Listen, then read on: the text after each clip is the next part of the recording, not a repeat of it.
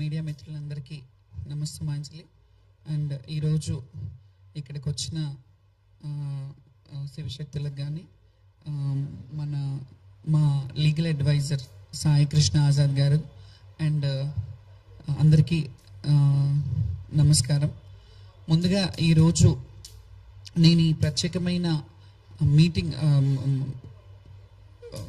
Press meet ఎందుకు పెట్టానంటే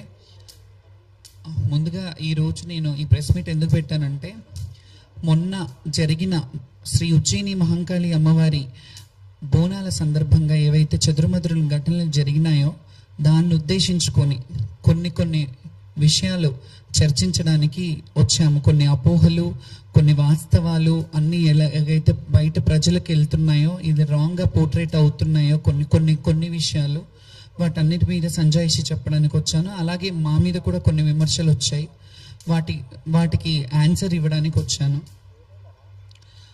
ముందుగా first starting ఏంటంటే, బోనాల పండుగ సందర్భంగా మేము బోనాలు తీసుకెళ్ళడం జరిగింది. మాకు కొన్ని టైమింగ్స్ పెట్టి కొన్ని ఏర్పాట్లు చేసిన సంగతి మీ అందరికీ తెలిసిందే. ముందు మీటింగ్స్కి ఇన్వైట్ చేసి మమ్మల్ని రమ్మన్న సంగతి తెలిసిందే. సో మేము వెళ్ళాము, అక్కడికి టైంకే వెళ్ళాము. టైంకి అంటే 1 to 3 ఇచ్చారు. నేను చెప్పాను ఒక్క పొద్దులతో ఉంటాం, కొంచెం టైం ఇవ్వండి అంటే సరే అని 1 o'clockకి రమ్మన్నారు. దూరం నుంచి వచ్చే వాళ్ళు కూడా ఉంటారంటే 1 గంట నుంచి 3 గంటల వరకు అని చెప్పారు. 1 గంట నుంచి 3 గంటల కంటే సరే అని నేను 1 గంటకి స్టార్ట్ అవ్వబోతుంటే, స్టార్ట్ అయ్యే ముందు కొంచెం నోడల్ ఆఫీసర్ని వేశారు దానికి స్పెషల్గా. సో నోడల్ ఆఫీసర్ గారు, మీరు ఇప్పుడు రాకండి, సీఎం గారు వచ్చారు, మళ్ళీ డిస్టర్బెన్స్ అవుతుంది, అందరికీ డిస్టర్బెన్స్ అవుతుంది, మీరు కొంచెం ఆగిరండి అన్నారు. ఆగిరండి అన్నప్పుడు మేము 2 గంటలకి 2:30 అయింది, ఆల్మోస్ట్ 2:30 వరకు మేము 2 గంటలకి స్టార్ట్ చేశాను. అక్కడ నుండి విపరీతమైన జనాలు, వేలాది మంది భక్తులు, జనాలు, మమ్మల్ని బోనాలు చూడడానికి వచ్చేవాళ్ళు, వీళ్ళందరూ ఉంటారు కాబట్టి మేము ఆ టైంకి సరే, సీఎం గారు వచ్చినప్పుడు ఆయన రాష్ట్రానికి అధినేత, చీఫ్ మినిస్టర్ కాబట్టి ఆయనకు రైట్ ఉంటుంది కాబట్టి ఆయన వచ్చిన టైం ఆగమన్నప్పుడు ఆగాము, సమంజసమే. కానీ మేము ఆగినప్పుడు మేము మళ్ళీ వాళ్ళు వెళ్ళిపోయాక మమ్మల్ని ఏ టైంకి అయితే రమ్మన్నారో ఆ టైంకే వచ్చాము. ఆ టైంకి తర్వాత కూడా మరి ఒక పోలీస్ ఆఫీసర్ని ఎస్ఐని పెట్టారు. ఆ ఎస్ఐ త్రూగా మేము వస్తున్నాము. బయట మావురాల పెద్దమ్మ టెంపుల్ దగ్గర నుంచి మొదలుకొని అన్నీ మీరందరూ చూశారు సోషల్ మీడియాలలో, కొన్ని ఛానళ్ళల్లో కూడా మీరు చూసిందే. వేలాది మంది జనం మధ్యలో నేను బోనం తీసుకొని వచ్చాను. బ్యారికేడింగ్ చేశారు, చాలా బ్యారికేడింగ్స్. ఎన్ని బ్యారికేడింగ్ అంటే మీ అందరికీ తెలుసు, దాదాపు 7-8 బ్యారికేడ్స్ ఒకటే లైన్లో. మేము ఎప్పుడూ ఆడుకుంటూ వచ్చే లైన్ అది. ఆ ఒకటే లైన్లో చాలా బ్యారికేడింగ్స్ పెట్టారు.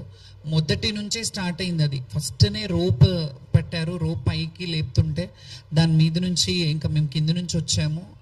ఇవన్నీ పక్కన పెడితే మీడియాలో వస్తున్న media in the sense social మీడియాలో వస్తున్న అవాస్తవమైన మా మీద దుష్ప్రచారం ఏం జరుగుతుందంటే, శ్యామల బోనం పడిపోయింది అని చెప్పారు. ఇది శ్యామల బోనం పడిపోలేదు, ఎప్పుడు పడలేదు, అలా పడొద్దని కూడా భగవంతుని కోరుకుంటాను. ఎప్పటికీ ఆ అమ్మవారి శక్తిని ఇవ్వాలని కోరుకుంటాను. ముందుగా ఈ మాట అయితే క్లియర్ చేస్తున్నాను, నా బోనం పడిపోలేదు. అండ్ నేను ఎక్కడ చెప్పలేదు నా బోనం పడిపోయిందని.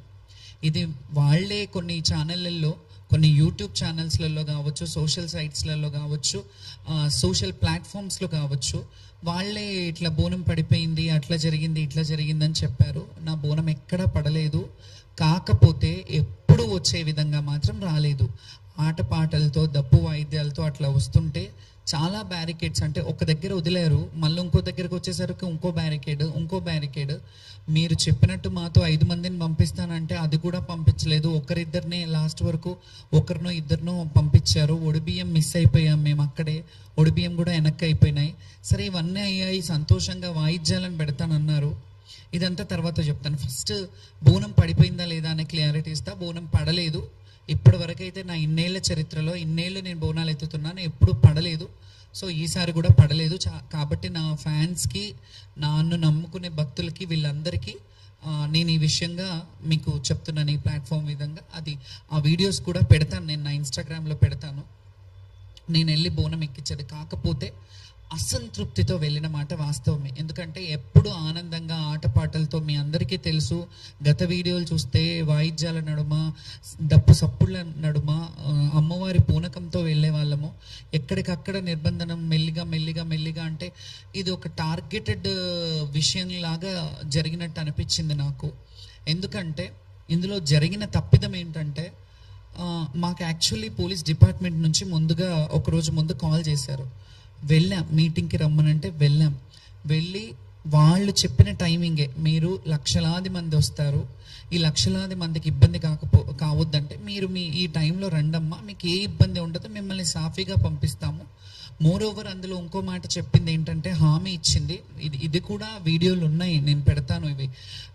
వాళ్ళు ఏం హామీ ఇచ్చారంటే, బ్యారికేడింగ్ పోలీస్ స్టేషన్ ఎక్కడి వరకు ఉందో అక్కడి వరకు మీ వాయిద్యాలతో రండి, అక్కడి నుంచి లోపల వరకు మేము పెడతాము, కల్చరల్ డిపార్ట్మెంట్ నుంచి మేము కల్చరల్ టీమ్ని పెడతాము, ఆ వాయిద్యాలతో మీరు వెళ్దురు, కానీ ఎవరు వచ్చినా మీకు ఘన స్వాగతం పలుకుతాము అనే మాట చెప్పారు. ఆ ప్రపోజల్ మేమే అంతకుముందు ఉన్నప్పటి నుంచే పెట్టాము. గతంలో మంచిగా జరిగింది, మంచిగా జరిగినప్పుడు మంచిదని చెప్పాము, బాగాలేనప్పుడు బాగాలేదని చెప్తాము. మంచిగా జరిగినా బాగాలేకపోయినా ఎలాగైనా సర్దుకోవాలనే విషయం మీ తత్వం మాకు బోధపడలేదు, ఎలా సర్దుకోవాలి. ఎందుకంటే లక్షలాది మంది వచ్చే భక్తుల్లో మేము ఎన్నో సంవత్సరాలుగా మా జీవితాన్ని అమ్మవారికి అంకితం చేసి, మా జీవితంలో ఎన్ని ఒడిదుడుకులున్నా, ఎన్ని కష్ట నష్టాలున్నా, ఏ బాధలున్నా, ఎండ వాననక ఏది ఉన్నా, ఏది వచ్చినా, ఎలాంటి అవాకులు చెవాకులు వచ్చినా ఖచ్చితంగా సంవత్సరం అంతా ఆషాఢ మాసం ఎప్పుడు వస్తుంది, అమ్మకు బోనం ఎప్పుడు పెట్టాలి, మేము ఎప్పుడు వెళ్ళాలి, మేము ఎప్పుడు అలంకరించుకొని అమ్మకు కనపడాలి. ఎందుకంటే అలంకార ప్రియురం మేము, మా జీవితాలే అమ్మవారి సేవకు అంకితమైన వాళ్ళము. ఈ అలంకార ప్రియులు అనే ఇదిని మేము అమ్మవారిని ఆవహించుకొని అలా అలంకరయ్యి చక్కగా అమ్మవారికి మమ్మల్ని చూసి సంతోషిస్తుందేమో, అమ్మ మమ్మల్ని, ఆ బిడ్డలు వచ్చారు, నా బిడ్డలు చక్కగా వచ్చారు. ఎప్పుడైనా ఒక తల్లికి బిడ్డను చూసినప్పుడు వాళ్ళు చక్కగా ఉన్నారు, వాళ్ళు మంచిగా ఉన్నారంటేనే, వాళ్ళు హెల్త్గా వెల్త్గా అన్ని విధాలుగా బాగున్నారంటేనే అమ్మకు ఆనందం. అట్లాగే మేము అమ్మ బిడ్డలం కదా, మా తల్లిదండ్రులు అది ఉన్నా జీవితంలో వివక్షతకు గురైన జీవితాలు మావి. ఎవరికీ తెలియదు మా లొసుగులు ఏముంటాయి, మా మంచి చెడ్డలు ఏముంటాయి, మేము ఎలా అనుభవిస్తుంటాం, మా జీవన విధానం ఏంటి, మా జీవన శైలి ఏంటి ఎవరికి తెలియదు. మేము అలంకారం చేసుకొని వస్తాం, వాళ్ళకేంటి అన్నట్టు ఉంటారు. కానీ మేము కూడా ఎవరి ముందు అలా ప్రొజెక్ట్ చేయొద్దు అనుకుంటాం. ఎలా అంటే, మాకేదో సింపతి చూపించాలి, ఎవరో వచ్చి సింపతి చూపించాలని ఏ రోజు ఆలోచించాం. మేము స్ట్రాంగ్గా, మా హక్కు, మా రైట్ ఇది, బోనాల కల్చర్ని రిప్రజెంట్ చేయడం మా హక్కు. బోనాల పండుగని ముందుకు భావితరాలకు చూపించాలి. ఈ కల్చరల్గా హిందుత్వంలో ఉన్న ఈ బోనాల పండుగ ఏదైతే ఉందో, బడుగు బలహీన వర్గ బిడ్డలు ఏదైతే చేసుకుంటున్న పండుగ ఉందో, ఈ పండుగని మేము చూపించడానికి ముందు భావితరాలకు చూపించాలి. ఇలా ఉంటాయి దేవాలయాలకు కట్టుబడి, మేము దేవాలయాలకి ఎలాగైతే మేము కట్టుబాట్లు ఉండి కొన్ని దేవాలయాలని ప్రమోట్ చేస్తున్నాము, అవన్నీ గతంలో చూసినట్టయితే ఇన్ని వేల లక్షల మంది వచ్చేవాళ్ళు కాదు కదా. కొంతవరకు జనాలు వచ్చేవారు, జాతర అంటే జాతరలా జరిగేది. మేము ఎంతమంది 2004 పేపర్ కటింగ్స్ కూడా చూపిస్తాను. నేను చాలా పేపర్ కటింగ్స్ కూడా తీసుకొచ్చాను, ఎందుకంటే మీకు చరిత్ర తెలియాలి. నేను ఎప్పటి నుంచి అమ్మవారి సేవ చేస్తున్నాను, ఎప్పటి నుంచి లైమ్ లైట్లో ఉన్నాను. లైమ్ లైట్లో నేను నిన్న వచ్చి ఏదో కొందరు ఏమని వాపోయారంటే సోషల్ మీడియాలో, ఆమె పబ్లిసిటీ స్టంట్ కావాలి అని అన్నారు. పబ్లిసిటీ స్టంట్ కావాలంటే ఈ ప్లాట్ఫామ్ అక్కర్లేదు. నేను 2012లో 2011లో వీరంగం అనే సినిమా చేశాను. నేను అందులో హీరోయిన్ని. అందులో జోగిని వ్యవస్థ గురించి నేను పెట్టాను. నాకు లైమ్ లైట్ కొత్త ఏం కాదు, నేను పుట్టి బుద్ధిరిగినప్పటి నుంచి లైమ్ లైట్లోనే ఉన్నాను. నేను పుట్టి మా తల్లి ఒళ్ళో ఉన్నంత వరకు మా తల్లి లైమ్ లైట్లో ఉన్నాను. మా తల్లికి నేను ఫెమిలియర్. తర్వాత నేను ఊహ వచ్చినప్పటి నుంచి ప్రజలకు ఫెమిలియర్, జనాలకు ఫెమిలియర్. నేను ఇట్లా ఫెమిలియర్ పిచ్చి కానీ ఇంకేదో సోషల్ స్టంట్స్ చేయాలంటే నాకు చాలా వేస్ ఉన్నాయి. నేను అవి ఎంచుకోలేదు ఎప్పుడు. నన్ను నేను తగ్గించుకొని అంటే అనుభవము వయసు అనేది కూడా అంటారు కదా, అది వచ్చిన కొద్దికి నన్ను నేను చాలా కంట్రోల్డ్గా స్టేబుల్గా నన్ను నేను ప్రదర్శిస్తాను ఎవరి ముందు అయినా. ఎందుకంటే గతంలో చూసినప్పుడు చిన్నతనంలో చాలా సందర్భాల్లో దాన్ని ఇంటర్వ్యూలలో కూడా ఏడ్చేదాన్ని. చాలా స్ట్రాంగ్గా ఉండడానికి ప్రయత్నిస్తాను, ఉంటున్నాను కూడా. ఎందుకంటే మనం చూసి 10 మంది నేర్చుకుంటారు అనే దాన్ని బట్టి. సో దీంట్లో ఓవరాల్గా ఇవన్నీ చెప్పడం కంటే ఆ పోలీస్ డిపార్ట్మెంట్ వాళ్ళు పిలిపించి మమ్మల్ని మీరు ఈ టైంకి రమ్మన్నారు, ఆ టైంకి ఎస్ఐని పెట్టారు, వాళ్ళు కదా బాధ్యత వహించాలి, పోలీసుల మీద మేము ఇట్లా ఎందుకు చేశారు, మీరు ఇది కరెక్ట్ కాదు కదా అని అన్నాము. నెక్స్ట్ డే బోనాలు పడిపోయిన వాళ్ళే, కొందరు బోనాలు పడిపోయినాయి అని చెప్పారు.